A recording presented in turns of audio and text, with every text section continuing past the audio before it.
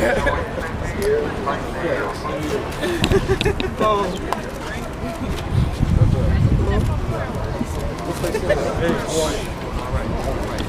we're just over here. If y'all wouldn't mind just clearing the way here.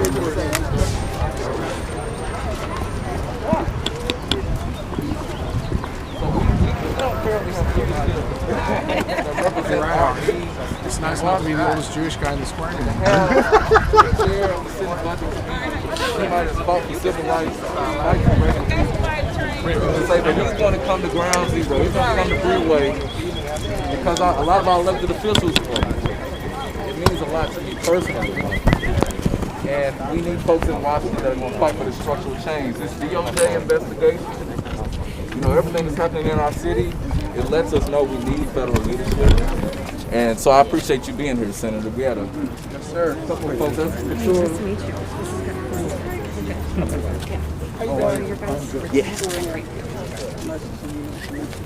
Victoria's with the ACLU and a lot of other things. She was like the lead in helping us get no-knock warrants banned here at the local level.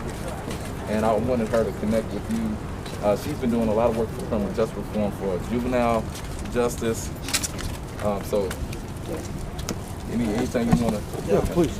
Yeah, so one of my first questions I've had is our communities have been faced with a lot of impact of being incarcerated. One of the things that we need to do is make sure that we have second chance employers. Here in the city, we just found out that there is going to be a tofu company that's coming to the West End. I think they're supposed to hire 109 people. What type of policies or how do we ensure that when these businesses come to our communities, that we make sure that they're second chance employers? Is it some type of tax incentive? Or what is the proper way to make sure that when we have businesses and companies including them, that they're taking care of our folks who've been formerly incarcerated? Well, to the degree that local or state government provides support, as is often the case, I think that could be one of the criteria. I mean, it has to do what kind of wages are you going to pay people, who are you going to hire, what kind of benefits are you going to provide. But look, I don't have to tell anybody that the criminal justice system in this country is racist and it's broken. I mean, that's not debatable. We got more people in jail in America. I want you all to know this, than in China. You read about China as an authoritarian country? You got more people per capita in jail in the United, not per capita, more people in jail in this country than in China. And you got something like 20-25% of the people are in jail. You know why they're in jail? Because they can't afford bail. You think about that. You haven't been convicted of anything, they just can't afford to get out. That's pretty crazy stuff. And I don't have to tell you about the racism that exists within the criminal justice system. So we need fundamental overhaul from top to bottom. And the federal government can play a leadership role, can't do it all, because a lot of these decisions are made locally. You're going to run your own police department.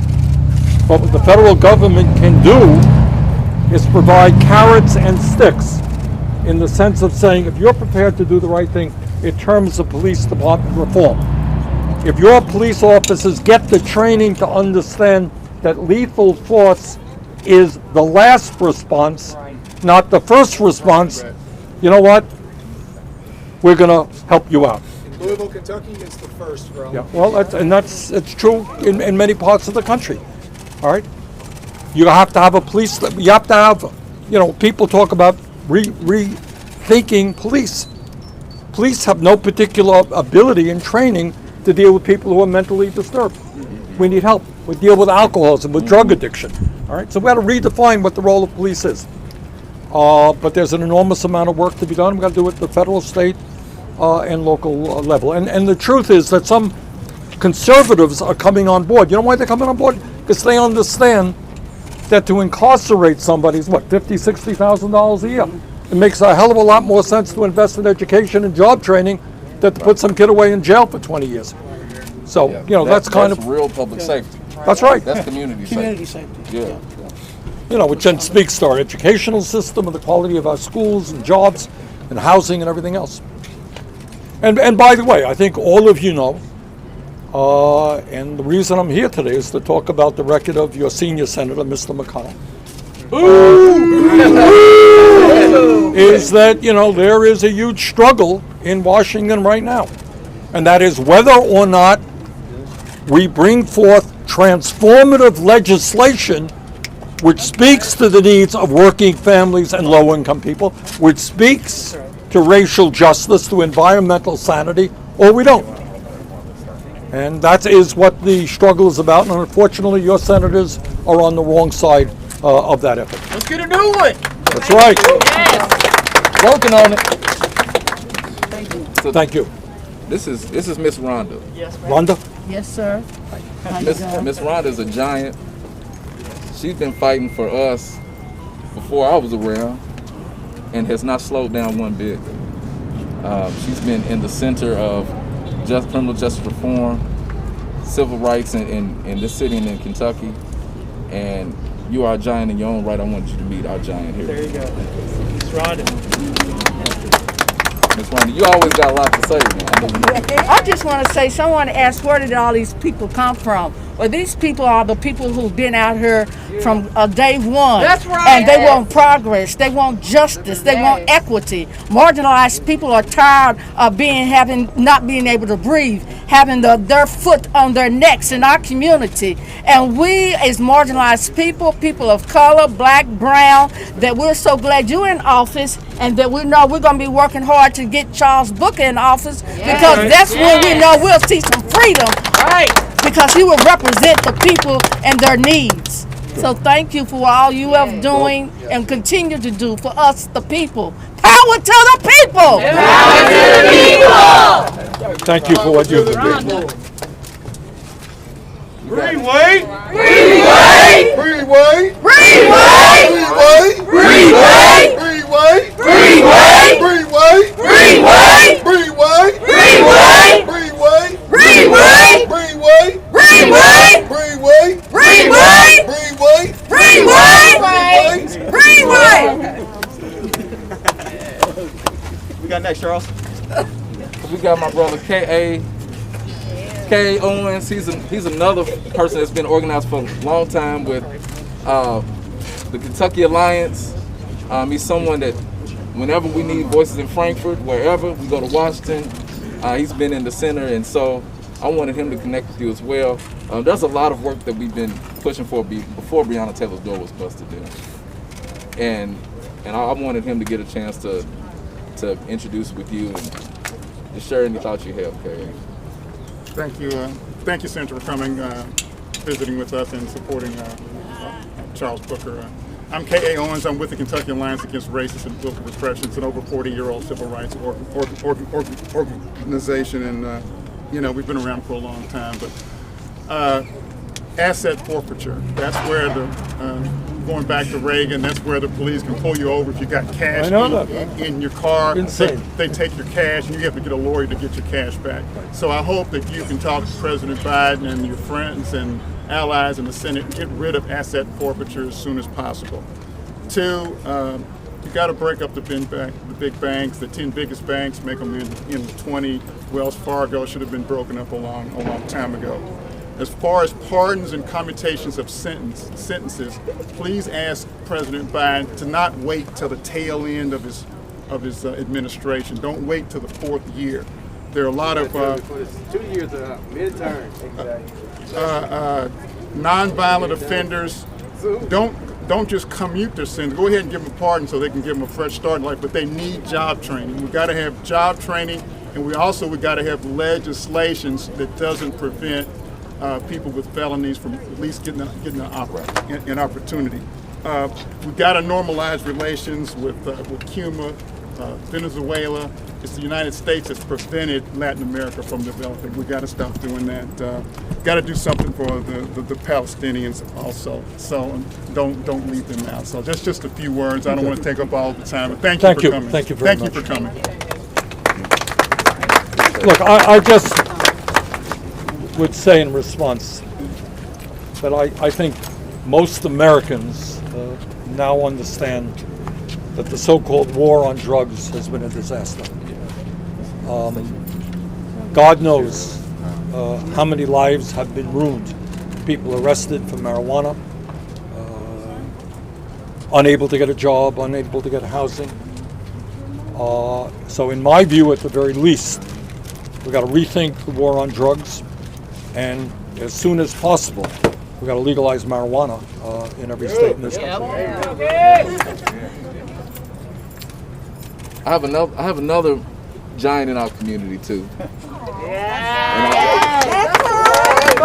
are a lot of folks that do the work of building community, and I'm really grateful to get a chance to connect you. Amber, share a little bit about what you do with our youth, some concerns that you might have for Senator Sanders to take back to Washington. So I do Your Chalk name It is, Up. I'm sorry, My name is Amber Brown. Amber, right? Yes, I'm from Louisville here. I do Chalk It Up. It's a grassroots initiative where we go to local parks and we create art for Black liberation. That's great. It centers around children. It's about creating safe spaces for Black and brown children, especially because that is not something that Black and brown children have. They do not have access to safety. They do not have access to childhoods. They have to grow up at an accelerated rate. So how are we fixing that? How are we making Okay, it safer? I am glad you asked me that question. Okay, I got some good news. Yes, sir. Ain't a whole lot of good news out there, but I've got some good news for you. All right. In the American Rescue Plan that we passed, which managed to get $1,400 for every working class person in this country, managed to extend unemployment, managed to extend and expand the child tax credit. We have one of the highest rates of childhood poverty of almost any major country on earth. As a result of that bill, we think we're going to lower childhood poverty, which obviously and disproportionately impacts Black and brown communities by half. Yes. By half in one bill. That's not bad. Now, Wanda, you mentioned the parks. I wanted to mention something else, which you probably don't know it. And I worked hard on this. In this particular bill that we passed, we tripled funding, not doubled it, tripled funding for summer kids programs and after school programs. All right? That means Louisville is going to have far more money than it has ever had So we need to to get that provide money to the ground. quality, in my view, free summer programs for kids and the best after school programs we have had in the modern history of this country. So I want you all to know that it didn't get a lot of attention, but you should be expecting and demanding that the city and the state, communities all over the state, money is mostly going to the state, to school districts, some of it to the state. What, make sure that the public officials do the right thing in that regard.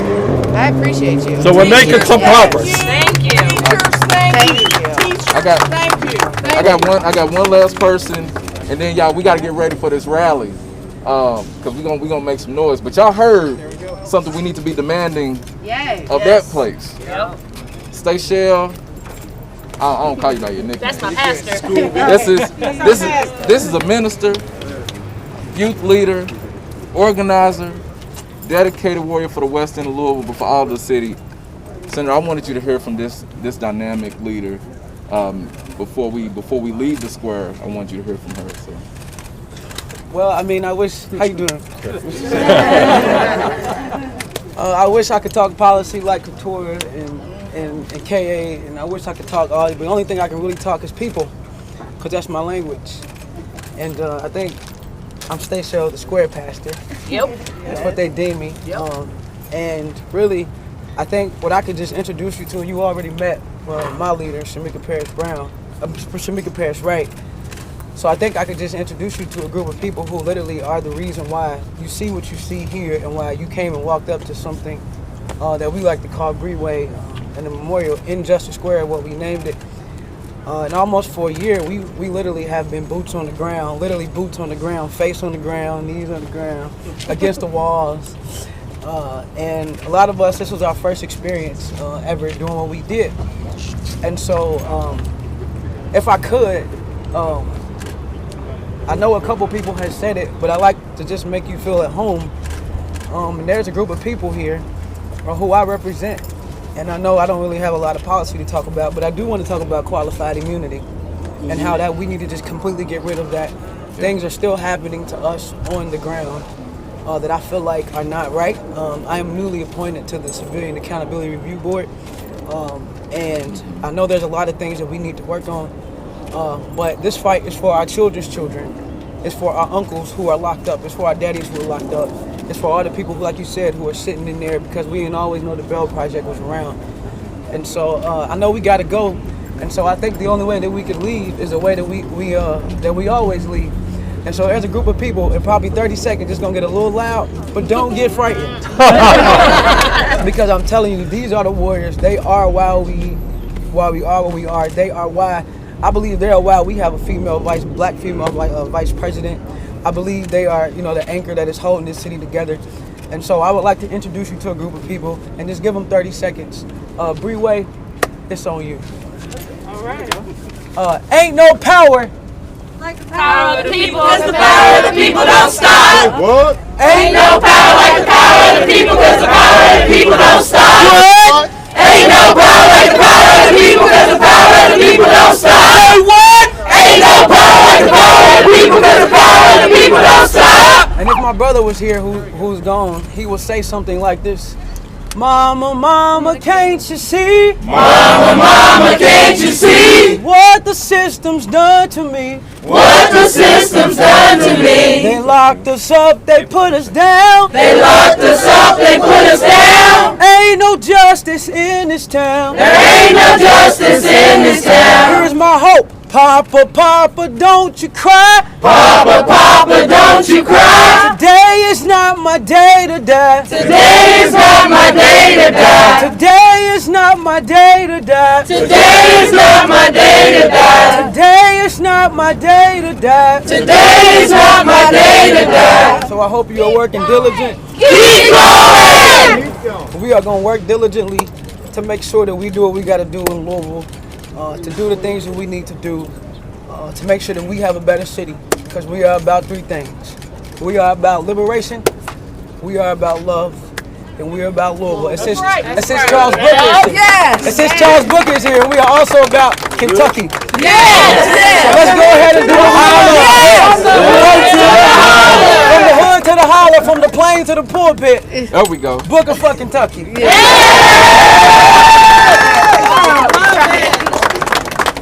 Hey, thank y'all, family. Thank you. We gonna get it. We gonna get ready for this rally. I hope some of y'all gonna be over there. Thank y'all for holding it down. Put your fist up. Put your fist up.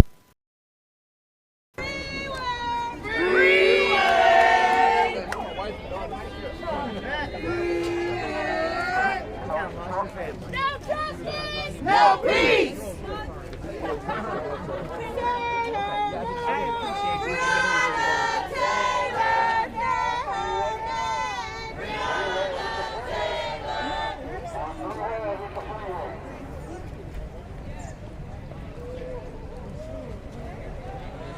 There he goes. Thank you for your time, Mr. Sanders. So here momentarily, Charles Booker and are hosting a rally here downtown. Bernie has come out in support of Charles Booker running against Rand Paul for a Senate seat. Rand Paul kind of sucks, so it's pretty exciting that Charles Booker is getting back out and into the political realm after losing this past time. But yeah, a little surprise visit by Charles Booker and Bernie Sanders. Oh, hey, look, we got Dave. I got an elbow bump from Bernie. This is Dave. In case y'all didn't know, this is Dave. This is one of the board of directors. He's the one that is moderating typically whenever I am live. We were going to try to hit that conference, but Bernie hopped in here beforehand, so I might not worry about it. I might still go. We'll see. They say there's tickets, but I mean it's outside. Yeah, it's an outdoor event. Plus, maybe my press passes will get me somewhere. We'll see. But yeah, beautiful day here at the square. NPD came out at like 6 o'clock this morning and cleared the square of the memorial, all the posters, as well as one of the murals. But less than 6 hours later, we are back out here with a full mural or memorial for Breonna. But yeah, Charles Booker in town. Well, Charles Booker's always in town. Bernie Sanders in town. Murals out. It's a beautiful day. If you're not going to make it down to the Bernie and Booker rally, feel free to come down to the square and hang out. It'll be great. But we're going to go ahead and jump off of here. Jared Riot signing off from Riot Heart Media. Everybody stay strong, stay safe.